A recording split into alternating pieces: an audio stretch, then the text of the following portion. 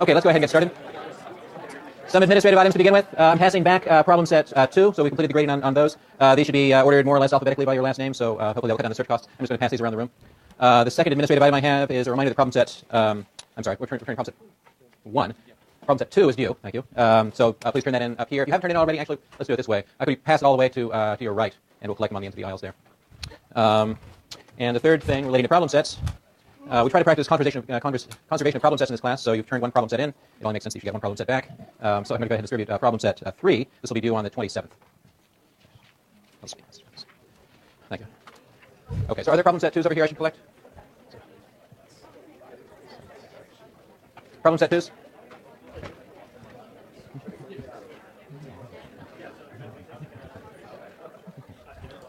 Okay, and then another reminder, that's all I have for problem sets. Are there questions about problem set issues before we continue? I heard muttering about due dates. Did I say something incorrect? Okay. Okay. All right, so the other thing I want to remind you of, I hope you've been diligently recording your expenditures. If not, I want to remind you to redouble your diligence and to please turn those in on Tuesday. Now, let me tell you something a little bit precise about how I want this turned in, because I want to do two things. I want, first of all, to be able to preserve perfect anonymity for you about what your expenditures were. I think record of expenditures could otherwise be an invasion of your privacy. So I want you to turn in a document that has a summary of your expenditures. You can also turn in the detail if you wish, but you don't need to. So you have a summary. I think I indicated in the handout what should be. So I need sums of all your food expenditures, of your other non-durables, durable consumptions, investments, and so on. So add those things up for me. So there should be a record of your expenditures across these different categories for the last month, basically, by the time we get to Tuesday. And do not put your name on that piece of paper. And what I'll have you do on Tuesday is come up and give me the piece of paper and write your name on another piece of paper. So I'll have a record that you turned it in, for which I'll give you problem set points. So there's some credit involved here. But I won't be able to associate the particular expenditures with a particular person. Okay, is that clear? That's the plan. All right. So anyway, so remember to do that little bit of accounting, that bit of bookkeeping over the weekend or whatever, and turn that stuff in on Tuesday, please. Okay. Other questions about administrative stuff? Yes, Wes. Yes. The question is what the format should be. The thing I passed out actually had a suggested format, I think.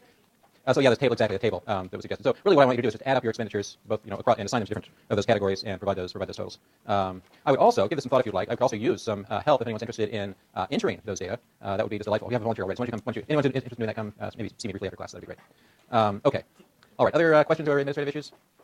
All right, this is a really exciting lecture, I think. I hope you will too. We're going to touch now on what's really at the heart of demand theory, which is a specification of the problem that a consumer with a given set of resources faces when they also have choices to make about the goods they're going to purchase and they take prices as given. So we're going to talk about a really simple problem. We're going to call it the consumer's problem, and we're going to solve it for a situation in which the consumer takes prices as given and takes their income as given.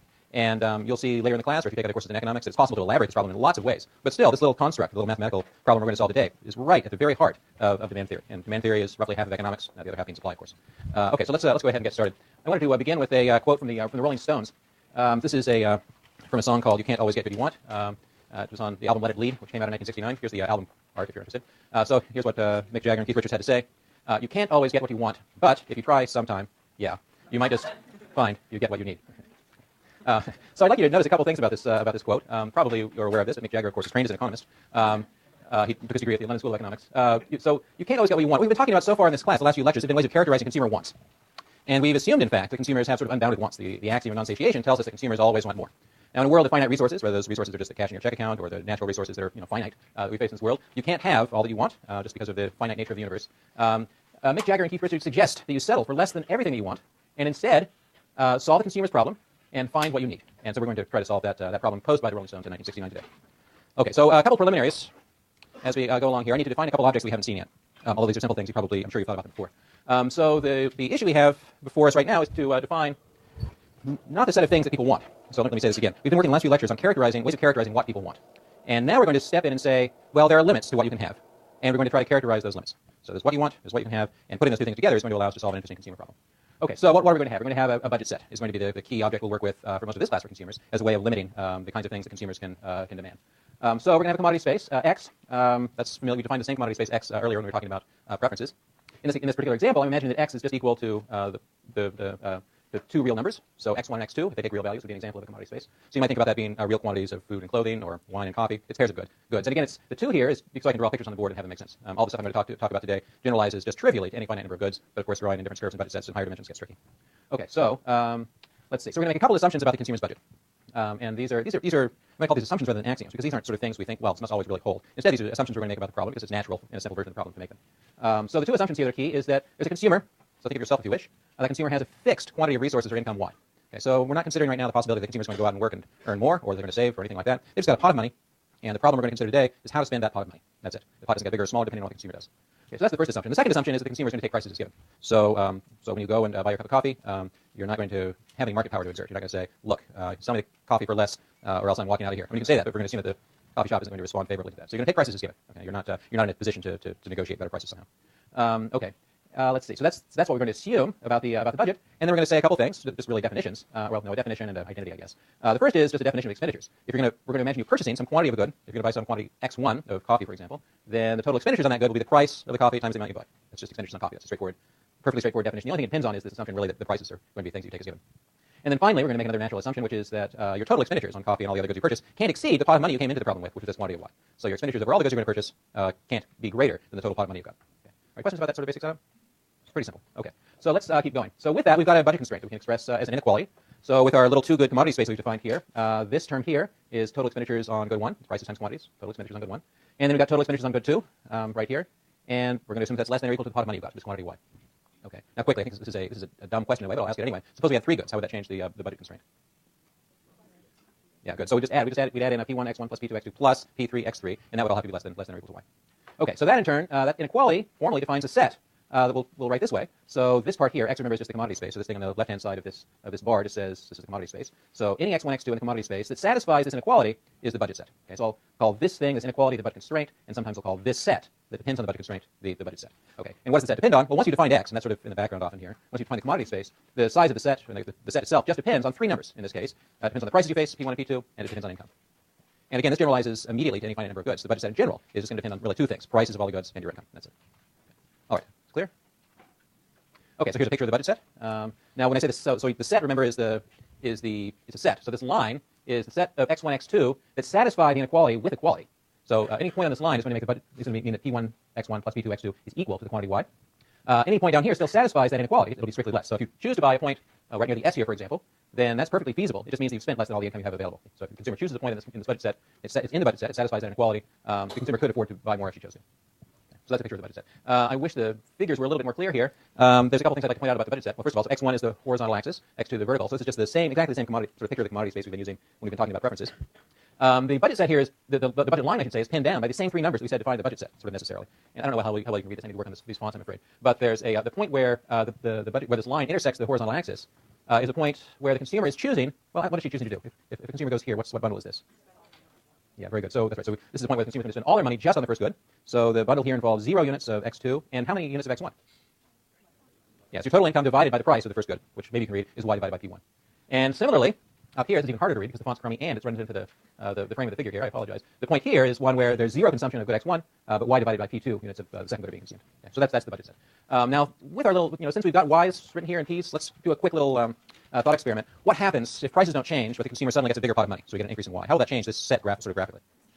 Okay, so we're going to have a parallel shift in, a parallel shift in the budget line going off to the northeast there if we increase income without changing prices. Okay, so that's good. What if we leave Y fixed, so the pot of money doesn't change, and leave P2 fixed too? But P1 increases. Okay, so if P1 increases, you can see what's going to happen to this intercept here. The denominator gets bigger, so this point has to go in. What happens to that point up there? It stays the same. So the line overall has to get steeper. Okay, that's good. Let's see. Oh, what if the income Y doubles and the prices also double? The change. So you had $1,000 before, now you got $2,000. But all the prices have doubled, so there's no change in the actual budget set, in the set of possible consumption bundles that are feasible for you to purchase. It's very good. Okay. All right, let's keep going. All right, so now we've got the budget set. We've already talked. You guys have already thought hard about consumer preferences and utility functions by now. So we are now ready to state the consumer's problem. So here it is. We're going to think about a consumer who's facing these prices and income, P1, P2, and Y. And the consumer's taking all 3 of those things as given. There's a utility function, which is going to look familiar to you. It's alpha log x1 plus beta log x2. But I should make clear, I'm going to assume this sort of logarithmic utility function today because it's easy to work with. If I didn't assume this and just work with this generic utility function here, that's still a totally standard, that's the consumer's problem. Assuming this logarithmic specification is just an example of that. Okay, so the consumer's problem involves figuring out how to allocate Y across goods x1 and x2 so that you satisfy your budget constraint while maximizing your utility. And this is that utility function.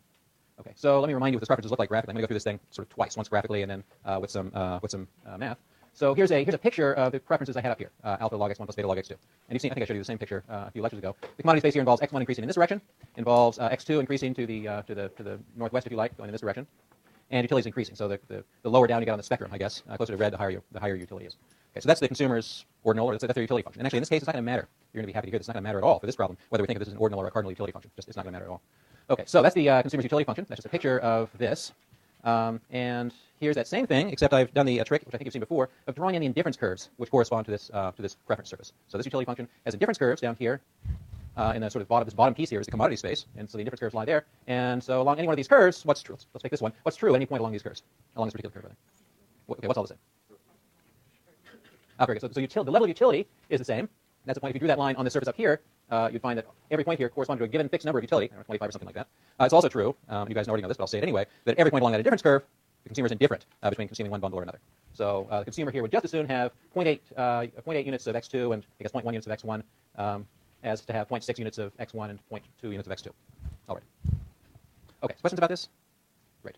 I like this picture. So this is the same surface, the same indifference curves, but I drew in the budget constraint. Okay, so this black wall is one that the consumer can't get past. And really, you can think of it as a wall if you like.